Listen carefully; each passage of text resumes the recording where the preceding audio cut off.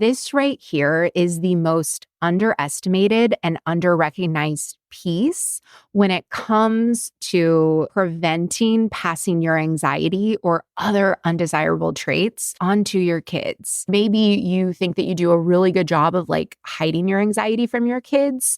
You're not. Because children, they can't know what they can't see. If you are ready to burn bright instead of burning out, to lead without losing yourself, and to enjoy the life you have worked so hard to create, then keep listening.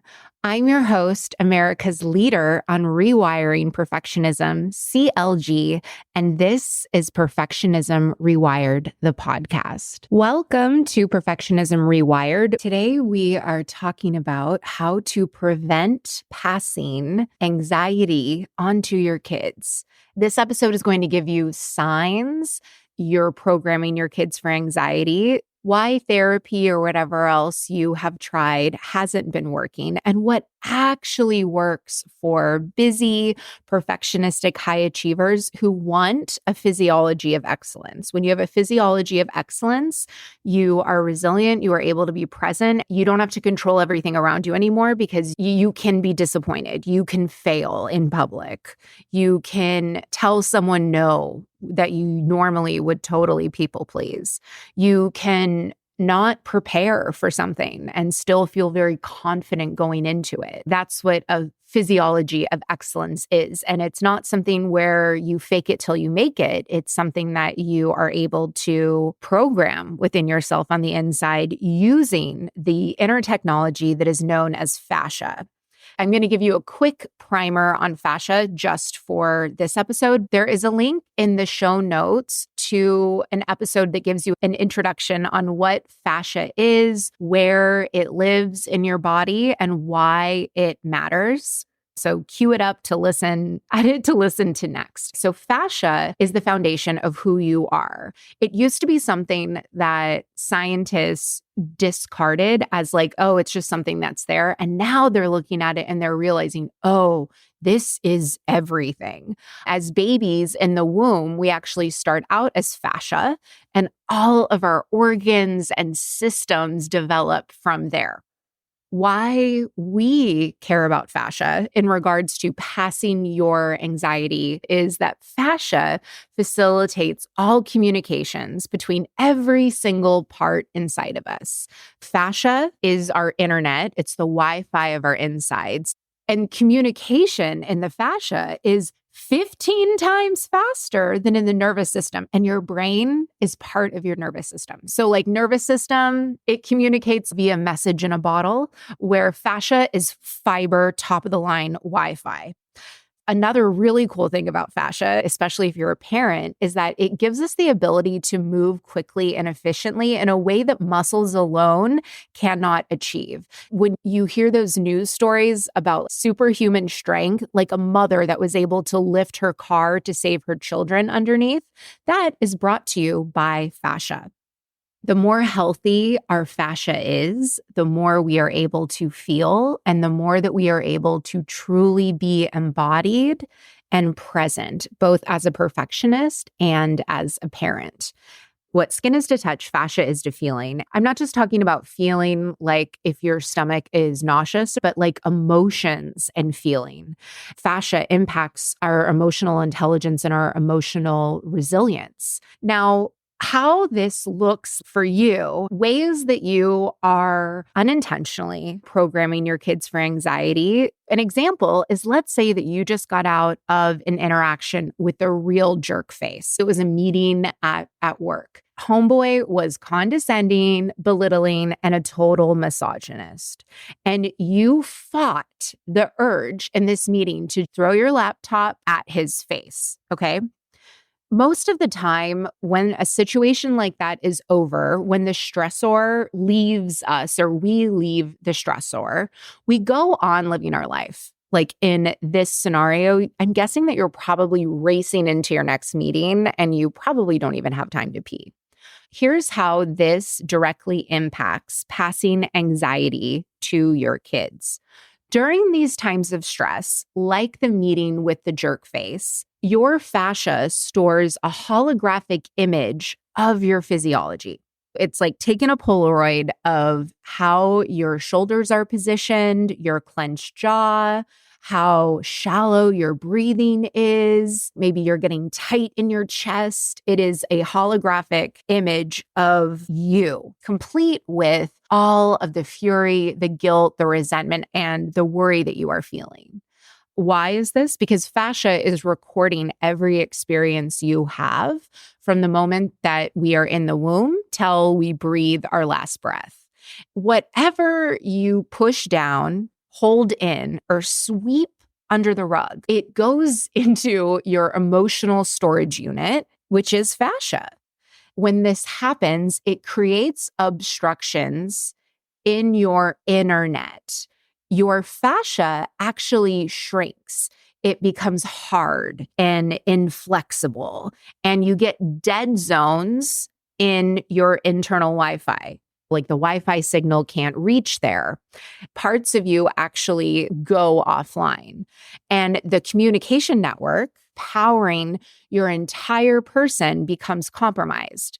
It would be as though you are not receiving text messages. Like some of your messages are going through, some of them aren't. And the messages that you do receive are distorted. It's missing the second half of sentences, or there's just some words. It's like a phone call that keeps cutting out. What this looks like for your body is your system internally is not working as efficiently because your communication network has become compromised. You are not accurately reading situations. For example, a fast heartbeat of excitement, your brain is probably registering as fear and panic. Ordinary, wonderful things like delight, arousal, surprise is instead activating, oh my goodness, what is this? Why is this person text messaging me?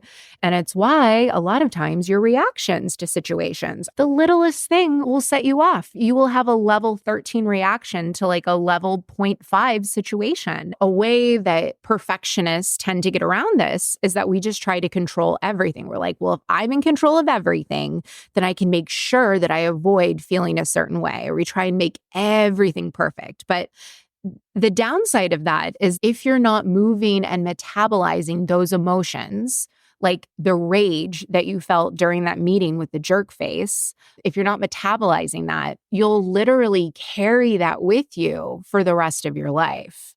Here's what that actually looks like in your day-to-day. Here is how you can know if you are carrying this with you currently.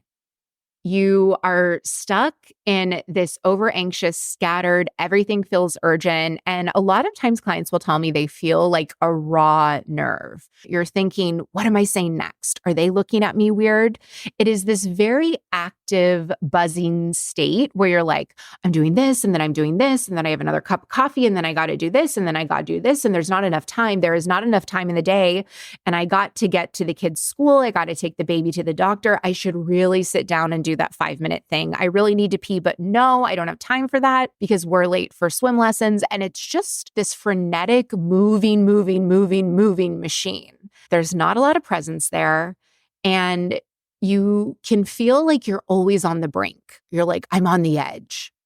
And then what happens is that even when you do stop moving, so let's say you're back from swim lessons, you cook dinner, you put all the dishes away, and you're watching TV at night, you're not even really watching it. Like you're there, but you're not there. And you can't seem to stop scrolling on your phone.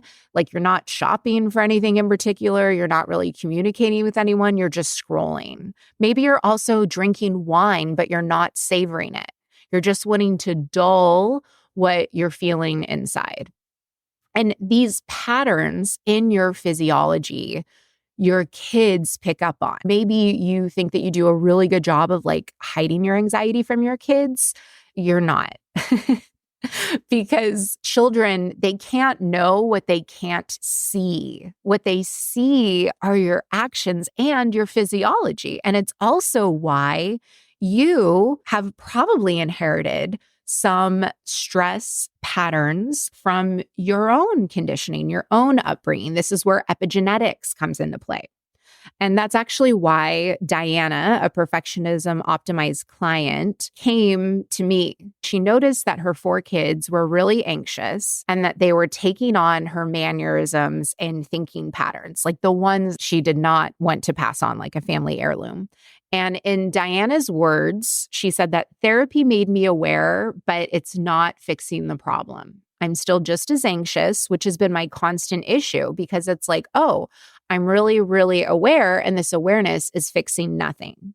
I live up here in my head. There's never enough time. There's never enough energy. It's not enough. I need more. I got to do more. I go, go, go, go, go until I crash. Maybe you feel like Diana, where you are very, very aware, but you notice that there is a lack of results that you're seeing, and it is not for lack of trying. If you notice this in yourself, if you're like, holy moly, CLG, you're reading me like a menu, this is not a defect of you. This is not admitting defeat. This is just admitting that like you have these patterns in your physiology and your kids are picking up on it. Like little kids are parrots. They copy us, and that includes our physiology.